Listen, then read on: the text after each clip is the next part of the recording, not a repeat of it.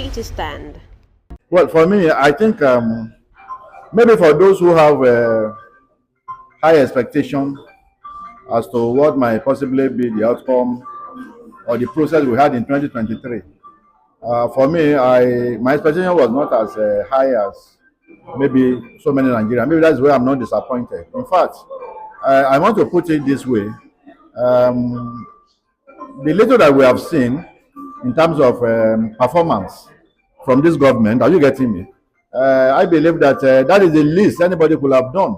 Because if we look at the level Buhari took us to, I know that anybody coming, are you getting me? Who is, who wants to be called, somebody who believes, in humanity, cannot perform below what Buhari has done.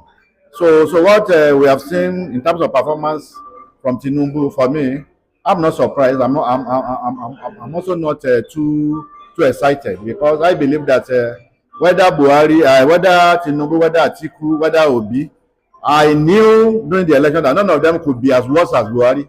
So I knew none of them could be as worse as Buhari in terms of managing the economy. So what we have seen today, for me, I'm not surprised.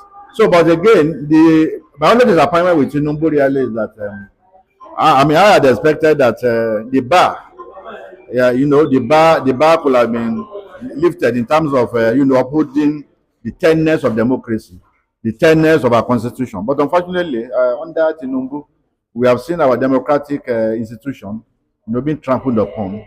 We have seen emasculation of what we want to call the right of the people. The votes of the people are no longer, counting as expected. In fact, our electoral system has nosedived. When Jonathan was leaving, the election conducted by, Mahmoud, for me, that was the height of, that election was not 100%, but we saw something, a semblance of credibility in that election. But unfortunately, between Buhari and Tinubu, they've taken, taken us, back. So, and unfortunately for us, Tinubu is likely going to, destroy the electoral process deeper. So there's no, there's no urgency from what I've seen from him. There's no interest. There's no, no willingness for him. In fact, all his actions tend to suggest that, look, our democratic system, in terms of the electoral system, will be bastardized more under him, because we have seen the sign. We saw what happened in Edo. We saw what happened in Kogi.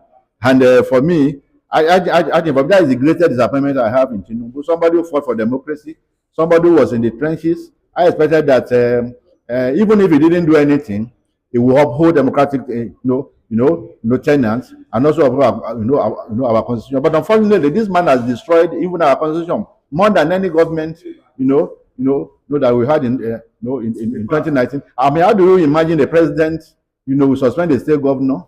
How do you imagine a president, connect with one of the ministers, are you getting me, to destroy a state? How do you expect that under a president of this country, a minister will be addressing press conference, creating crises in the polity, and you have a president there that does not really care, are you getting me? How one of his ministers, are you getting me, can really lower the bar, of our constitutional democracy, taking all over a state, demanding that he want to control his structure. That is a federal minister. I don't think Buhari, in all his no weakness, will tolerate that kind of nonsense. I don't think a Jonathan or Yadua, we didn't see that under Obasanjo. So for me, that is the greatest threat that I have seen, and unfortunately, I think we might even get into a deeper mess if Tinubu is related in 2027. But unfortunately, Nigeria is disenchanted. There's no possibility that we are going to see, a kind of reversal of the trend. In fact, INEC for me today now is more or less, an institution that goes to court to defend shenanigan, electoral shenanigan. INEC is no longer, a body that cares about credibility of the electoral process. You now have an INEC, that will sit by and watch the electoral process, being destroyed, and we also go to court to defend that kind of system. So for me, I think the danger for us is that um, we might just get to a point where nobody will be interested in voting again. Because we already know that the outcome of the election is predetermined. And unfortunately for us, the only thing that can bring hope to people in the democracy is that they are waiting the next election, to also have a say. So to also change leadership, to also demonstrate to leadership that, oh, you have performed, we want to support you to go further. But once we remove that, I think the whole essence of democratic engagement will have been destroyed. For me, that is the greatest danger that Nigerians have. So, and for me, it's just a shame that we find ourselves in that kind of situation in Nigeria today. You've already said what will be happening in 2027. I thought that 2027 will be all about Nigerians versus President Bola Ahmed Tinubu.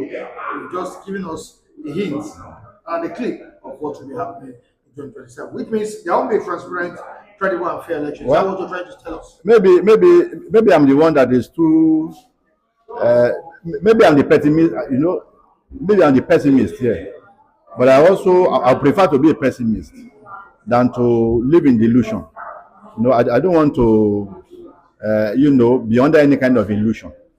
For me, I don't see how you expect this INEC under Mahmoud Jega or the structure of INEC that we have now. Even if Mahmoud, because I understand by maybe September, his time will be up. Another INEC chairman will be. So I don't see them perform any magic under Tinubu. Look, from what we saw in Edo, from what we saw in Kogi State, from what we have seen, I don't think there is any urgency. I don't think there is any desire, by the leadership of Nigeria as of today. Are you getting me? To bring about modicum, I repeat, modicum of credibility in the electoral process. In fact, I can see desperation, to destroy the electoral process further. So that is for me. If other people are, they are optimistic. For me, I give them the, the liberty, to also express their optimism. But for me, I'm a student of Nigerian, politics. Even though I didn't participate in politics, but I monitor what is happening in politics. I don't share that kind of optimism. For me, I know that the direction of electoral process in 2027 is such that there will be voter apathy. A lot of Nigerians are not likely coming out to vote, and that will also create room for those who want to rig. Are you getting me? There will be desperation in the amongst the political elite, because policy has been elevated. Are you getting me? To be the only thriving policies in Nigeria. So I don't know where that optimism is coming from anybody, but whoever is optimistic, I think we should grant them the liberty to be optimistic. You heard what I said. You said we are going to give me. There's going to be a short interview, so we are taking almost 30 minutes. So sorry, okay. You heard what CDS Musa said about when on Channels television when he ran the time on Channels politics today and commercial. He said the surge in insecurity we are experiencing as a result of the desperation of politicians. Some Nigerians are vying for 7. Well, for me, look, when politics become the only viable business, the only business that thrives, so what do you expect? That will be desperation. You don't need the CDS to tell you that. You don't need America or anybody, the Western world, to tell you that, look, with the kind of policies we have in Nigeria today, there will be desperation. Because it is a policy that once you manage to get there, are you getting me? You are made for life. And the fear of living there, are you getting me? It's also the beginning of wisdom for those that are already there. They don't want to come back. So they want to, to remain there. They want to also maintain them. No, the urgency for political relevance is there. There's nobody in government today that sees himself as capable of surviving within the political circle. Maybe some 0.5%. Are you getting me? 99.95% of those that are in politics today don't believe that they cannot survive outside politics. So when politics has been reduced to that level in any country, so you're talking about desperation, that must be desperation. That means everybody is desperate. It has become a rat race. So you do anything just to win election. You do anything to win election because you know the moment the election is won, no one will even get to know the tribunal. The highest bidder carries the day. So what are we talking about? So please let us just I think you can, I mean, excuse the CDS. The CDS is saying it the way it is. So we're saying it the way it is, and there's nothing anybody can do about it. Yeah, thank you so much.